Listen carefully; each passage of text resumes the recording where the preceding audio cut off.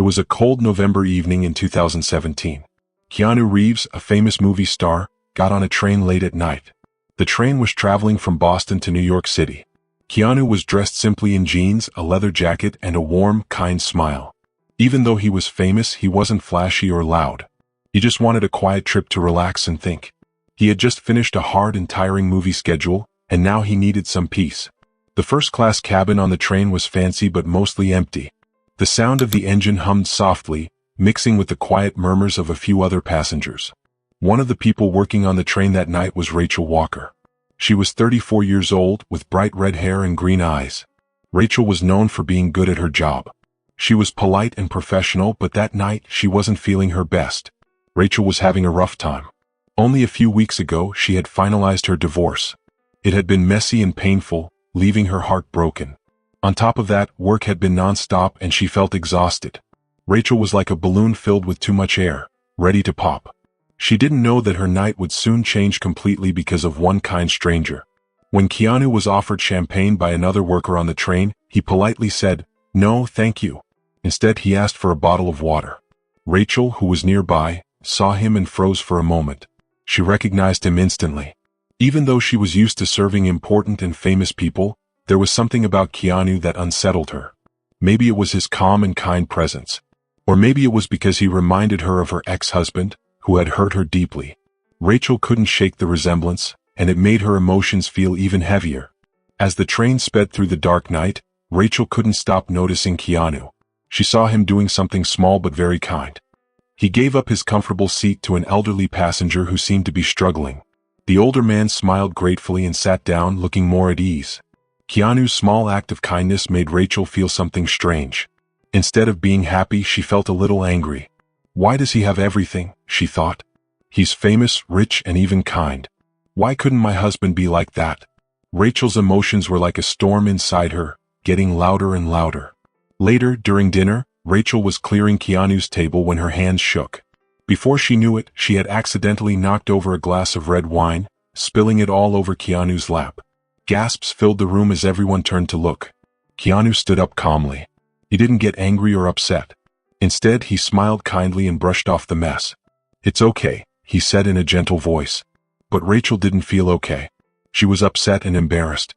She mumbled something about arrogant stars under her breath and quickly walked away, hiding in the small kitchen area on the train. Keanu noticed how upset she was and followed her. He found her in the galley, her face red and her hands shaking as she pretended to keep busy. "Miss," he said softly, "are you okay?" Rachel froze, her back to him. His voice was calm and gentle, but it broke something inside her. Suddenly, tears streamed down her face. She turned around, her face full of frustration and sadness. "Why do people like you always seem so perfect?" she blurted out. "You don't know what it's like to feel broken." Keanu didn't get angry. He didn't look confused or upset. Instead, he leaned against the counter and said softly, "You're right. I don't know your story, but I'd like to hear it." Rachel didn't know why, but she sat down at the small staff table. Keanu pulled out a chair and sat across from her. She started talking. At first, it was hard, but soon, everything came pouring out. She told him about her broken marriage. Her husband of 8 years had left her for someone else, and she felt completely discarded and worthless. Rachel spoke about the lonely nights, the tears she cried alone, and how she felt like a robot going to work every day. As the train gently rocked beneath them, Keanu listened. He didn't interrupt or rush her. He just sat there with his hands clasped on the table, his face full of understanding. When Rachel finished, she looked down, embarrassed by how much she had shared. "I'm sorry," she muttered. "You didn't sign up to hear all this." Keanu shook his head. "Never apologize for sharing your feelings," he said. "Pain doesn't care if you're rich or famous. Everyone feels it. And sometimes, it helps to know someone else understands." Rachel looked at him, surprised. "You understand?" she asked, her voice trembling. Keanu nodded, his eyes looking distant. "I've lost people I loved," he said quietly. "My best friend when I was young. My girlfriend and our baby, both gone before I could even hold them. Every day I carry that pain with me." Rachel's breath caught in her throat. She didn't know what to say. His words were so sad, but at the same time they gave her hope. "You keep going," Keanu continued, "not because it gets easier, but because the love you had, the memories, they're worth fighting for." For a moment, the small kitchen area felt completely silent, as if the train and the world had stopped. Rachel looked at Keanu, and for the first time in a long time she felt understood. Just then a passenger peeked into the galley. "Excuse me, Mr. Reeves," they said, looking shy. "We're about to reach New York, but I just wanted to thank you for what you did for my son earlier." Rachel looked up, confused. "Your son?" she asked. The passenger nodded, smiling. "My son has autism, and the noise on this train was really hard for him. Mr. Reeves gave him noise-canceling headphones and played cards with him for almost an hour. It's the first time I've seen my son smile during a trip in years." Keanu shrugged modestly. "He's a cool kid," he said, standing up. Before leaving, he turned to Rachel one last time. "Whatever you're going through, don't let it convince you that you're alone. People care more than you think." Rachel watched him walk back to his seat, her heart feeling warm for the first time in a long while. When the train reached Grand Central Station, Rachel wanted to thank Keanu again. But when she looked at his seat, he was gone. She stood there, staring at the empty space, feeling a mix of emotions. "Excuse me," a soft voice said behind her. It was the passenger from earlier with her son. The boy held the headphones Keanu had given him. The woman handed Rachel a folded napkin. "This is for you," she said. Rachel opened it, confused. Inside, in hurried handwriting, were 3 simple words: "You're worth it." Rachel's chest tightened. She knew immediately that it was from Keanu. The note was simple, but it meant everything to her. It felt like he had seen straight through her walls to the broken heart inside. For days, Rachel kept the napkin in her pocket. She touched it often, feeling like it was a special lifeline, a reminder that someone out there believed in her. Life didn't magically get easier. Her ex-husband still sent cold emails, and her apartment still felt empty. But something inside Rachel started to change. She began writing in a journal, pouring her thoughts onto paper the way she had opened up to Keanu. She said yes to small things: a coffee invite from a coworker, a weekend yoga class. Slowly but surely, her world started feeling a little brighter. Months passed. Winter melted into spring. One night, Rachel was working on another late shift. She was pouring coffee for passengers when she heard a familiar voice behind her. "Still the best coffee on the rails, I see," the voice said warmly. Rachel turned around quickly, almost dropping the coffee pot. There he was, Keanu Reeves, smiling at her once again. Keanu Reeves was leaning against the counter, his kind smile lighting up the room. He looked just like Rachel remembered, but something about him felt different. It was as if time had made him even stronger inside. "You're back," Rachel said, her voice shaking a little. "I told you," Keanu said with a soft smile. "People care more than you think. I guess I wanted to see if you believed me." Rachel's eyes filled with tears. But this time they weren't sad tears. For the first time in a long time, she felt like someone really saw her. Like someone had looked inside her heart, which was full of cracks, and found a tiny light still shining. As the train kept moving, they started talking again. This time, they weren't just a stranger and a train attendant. They talked like 2 people who understood each other. 2 people trying to make sense of a world that sometimes felt so hard and unfair. Keanu told Rachel about his life. He told her how he had been lonely at times and how he had lost people he loved. But he said he believed something important, that the best way to feel better was to connect with other people. Rachel listened closely. Then she told Keanu something she hadn't told anyone else before. She told him how the note he gave her, those 3 little words, "You're worth it," had saved her. She had felt like giving up, but the note reminded her to hold on. It made her believe in herself again. "You saved me," Rachel said, her voice quiet but full of emotion. Keanu shook his head gently. "You saved yourself," he replied. "I just reminded you of something you already knew deep down." The train got closer to its stop. Outside, the world was dark, but Rachel felt a warmth inside her heart. She realized something. Her pain didn't make her weak. It had shaped her into someone strong. Her pain helped her understand other people who were hurting too. Keanu stood up to leave, and Rachel felt a little sad. She wondered if this was the last time she would see him. But before he stepped off the train, Keanu turned around. "Rachel," he said with a small smile. "This isn't goodbye. Sometimes people we meet for just a short time can change our lives forever. Maybe next time, it'll be you reminding me of that." Then he disappeared into the night, leaving Rachel sitting there with a heart that felt fuller than it had in years. She realized something important that night. Her story wasn't over. It was just beginning. In the days after Keanu left, Rachel's world felt a little strange but also brighter. Each morning, she woke up thinking about the things he had said to her. Life went on, of course, working her shifts on the train, returning to her small, quiet apartment. But something had changed inside her. Months passed, and soon it was summer.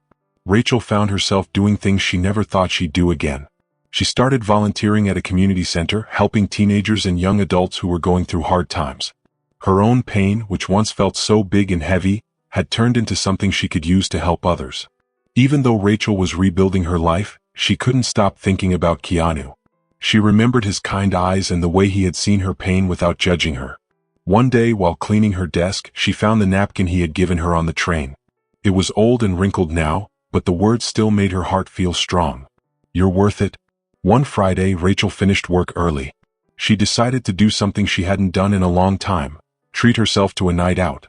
She heard about an old movie theater downtown that was showing a special movie event. She didn't even check what the event was about. She just wanted to go somewhere and feel like a part of something. When she got to the theater, the room was packed. Rachel managed to find a seat in the back. The lights dimmed and a host walked onto the stage.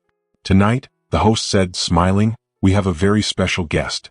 Please welcome someone who has inspired millions with his movies and his kindness, Keanu Reeves." Rachel's heart stopped. Her eyes grew wide as she saw him walking onto the stage. He still had that quiet grace, that warm smile she remembered so well. The crowd clapped and cheered loudly, but Rachel felt frozen. She thought about leaving, about running away from all the emotions rushing through her. But something told her to stay. Keanu started talking about his life. He spoke about the hard things he had been through and how he had learned to find meaning in pain. Rachel felt like every word he said was meant just for her. Then it was time for the audience to ask questions. Rachel's heart pounded as she slowly raised her hand, even though she didn't think she'd actually be picked. Keanu looked around the room, then stopped when his eyes met hers.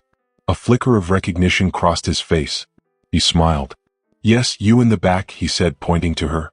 Rachel's throat felt dry, and her voice shook as she spoke into the microphone. "Hi," she said softly. "We met on a train once. You probably don't remember, but you gave me a note and I just wanted to say thank you. You don't know how much it meant to me." The room fell silent. Keanu tilted his head, his face softening. "Rachel," he said gently, his voice full of warmth, "I do remember." The audience murmured, surprised, but Rachel barely noticed. Keanu stepped closer to the edge of the stage and looked at her with kind eyes. "That night," he said, "I saw someone who reminded me of myself. A little lost, a little broken, but still so strong. I didn't know if I helped, but seeing you here now, it's me who needs to say thank you." Tears streamed down Rachel's face. The crowd clapped, but all she could focus on was Keanu's warm smile. When the event ended, Rachel stayed behind in the lobby, unsure of what to do. She wanted to leave but also wanted to stay. She stood there, lost in thought, when she suddenly felt a gentle tap on her shoulder.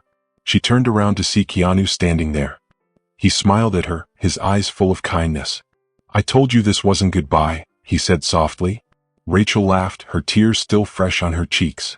"I didn't expect to see you again," she said. "And I didn't expect you to remember me," Keanu replied, his smile growing. "But I'm glad you did." Rachel reached into her bag and pulled out the napkin he had given her. She held it up, showing him the faded words. "Your note saved me," she said. "It reminded me that I wasn't alone." Keanu looked at the napkin and then at Rachel, his eyes shining with emotion. "Sometimes all we need is a little reminder that we matter," he said gently. "I'm glad it helped you when you needed it most." The lobby was nearly empty now, the soft glow of the marquee lights shining through the windows. "Can I buy you a coffee?" Keanu asked, his voice quiet but hopeful. "It feels like we have more to talk about." Rachel nodded, her heart feeling full. Together they walked to a small cafe just around the corner. The night was warm, and the city was alive with the sounds of crickets and distant laughter. Inside the cafe they found a quiet table in the corner. Over steaming cups of coffee, Rachel told Keanu how her life had changed since the night they met. She told him about volunteering, about helping others, and about slowly putting herself back together. Keanu listened carefully, his gaze never leaving hers. When it was his turn, he shared his own struggles. He told her about the people he had lost, the moments when he felt like giving up, and how he found strength in connecting with others. "Life doesn't always give us happy endings," Keanu said softly. "But it gives us chances to keep going. That's what you did, Rachel. You didn't let the pain stop you. You kept going." Tears filled Rachel's eyes again, but this time they were happy tears. "Meeting you reminded me of that," she said. "You saw me when I felt invisible." They talked late into the night. The cafe slowly emptied, and soon it was just the two of them left. When they finally stepped outside, the streets were quiet, and the first light of dawn was just starting to peek over the horizon. "I don't know what happens next," Rachel said softly, looking up at Keanu. "Sometimes the best stories aren't about where they end," Keanu said with a gentle smile. "They're about who you meet along the way."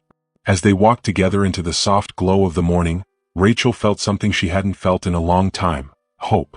Her heart, once broken into so many pieces, felt like it was slowly coming back together. For the first time in years, the future didn't feel scary. It felt full of possibilities. If you enjoyed this story, share your thoughts in the comments below, and don't forget to subscribe for more stories. I'll see you in the next video.